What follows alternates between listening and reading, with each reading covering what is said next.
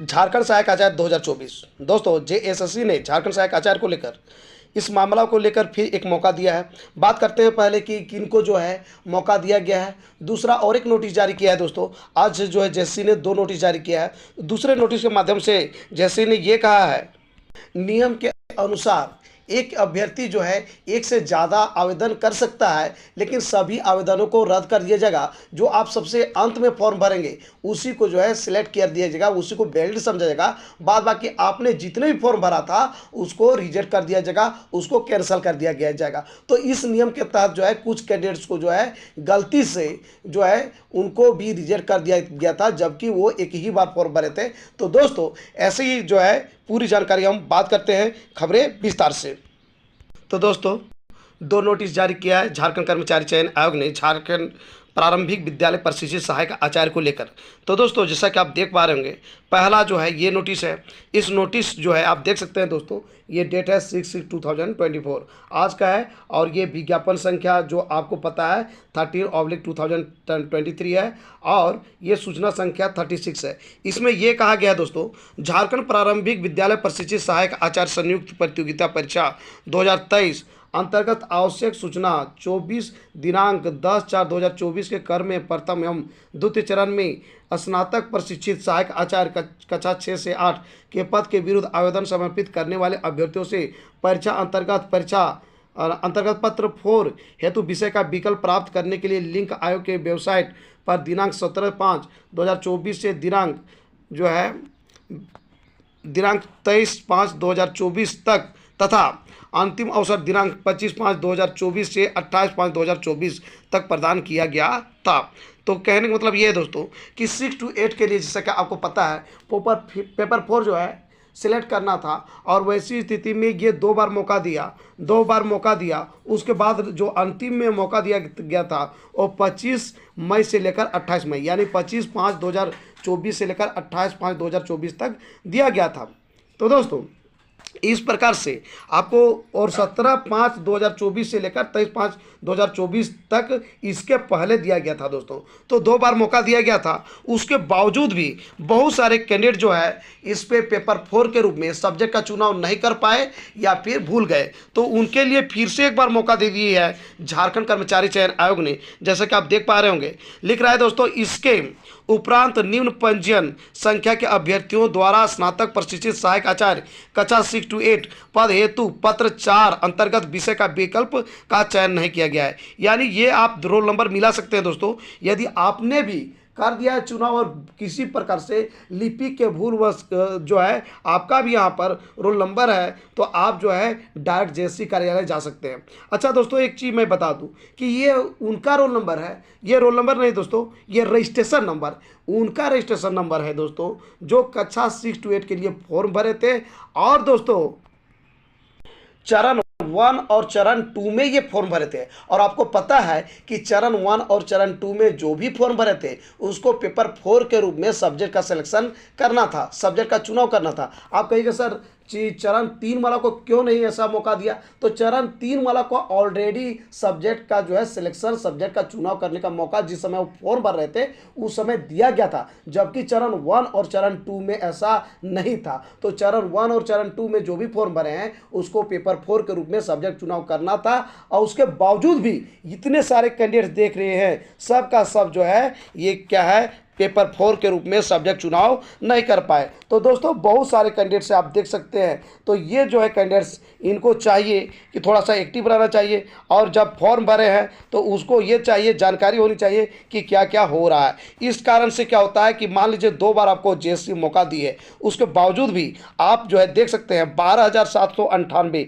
इतना कैंडिडेट्स जो है पेपर 4 का सिलेक्शन किए ही नहीं। पेपर 4 के रूप में कौन कौन सब्जेक्ट चुनाव करना था ये किए ही नहीं। तो बताइए कल के दिन में इनको दिक्कत होती या नहीं होती? उसके बावजूद भी 2 बार मौका दे चुकी है झारखंड कर्मचारी चयन आयोग, तीसरा बार फिर से मौका दे दिया है। तो देख सकते हैं दोस्तों, ये लिख रहा है झारखंड कर्मचारी चयन आयोग, उक्त अभ्यर्थी दिनांक 10/6 2024 तक आयोग कार्यालय में स्वयं उपस्थित होकर पत्राचार अंतर्गत विषय का विकल्प परिशिष्ट एक के रूप में संलग्न प्रपत्र में भरकर आयोग कार्यालय में समर्पित करना सुनिश्चित करेंगे।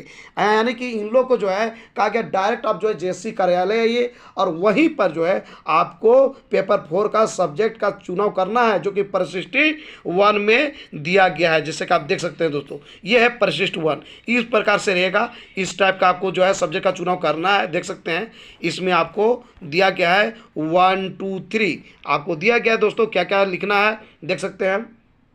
तो सबसे पहले मैं बता दूं दोस्तों क्या क्या लिखना है। पहला है अभ्यर्थी का नाम लिखना होगा कैंडिडेट को कि क्या है, निबंधन आवेदन संख्या उसका रजिस्ट्रेशन नंबर है वो लिखना है, डेट ऑफ बर्थ है वो भी लिखना है। उसके बाद लिखना है इसको दोस्तों कि पदनाम, यानी कि कौन सा टीचर वो बनना चाहते हैं, गणित एवं विज्ञान का बनना चाहते हैं कि सामाजिक विज्ञान का बनना चाहते हैं या भाषा शिक्षक का, वो तीनों में यहाँ पर लिखना है। उसके बाद पेपर 4 मेनली ये है दोस्तों, जिसका जो है जिसके कारण ये सब जो है माजरा हो रहा है। तो देख सकते हैं 1 2 3 पेपर 4 में 3 सब्जेक्ट का चुनाव करना है, उसको जो यहाँ पे लिखना है। परीक्षा अभिवर्णिका की कंडिका 18 का प्रावधान, यानी कि जो कंडिका जो है 18 में ये प्रावधान किया गया है। तो भाषा शिक्षक हेतु उपलब्ध भाषाओं देख सकते हैं ये सब में से एक विषय का चयन किया जाना है। देखिए दोस्तों भाषा शिक्षक में लोगों का कन्फ्यूजन था, यहाँ पर कह दिया गया है कि इस सब में से कोई एक भाषा को चयन करना है। गणित एवं विज्ञान शिक्षक के लिए, गणित एवं विज्ञान शिक्षक जो बनना चाहते हैं उसको गणित भौतिकी यानी ये 5 सब्जेक्ट है गणित का, उसमें से 3 सब्जेक्ट लेना है। सामाजिक विज्ञान के लिए देख सकते हैं दोस्तों 1 2 3 4 5 6 7 ये 7 सब्जेक्ट में कोई 3 सब्जेक्ट का चयन करना है। तो समर्पित ऑनलाइन आवेदन पत्र जो है कि प्रति जो है, तो यहाँ पर कहता है अनुलग्नक समर्पित ऑनलाइन आवेदन पत्र का प्रति, यानी जो आपने ऑनलाइन जो आवेदन किया था उसको भी यहाँ पर वहाँ पे अटैच कर देना है इस फॉर्म में। कौन सा फॉर्म, परिशिष्ट 1।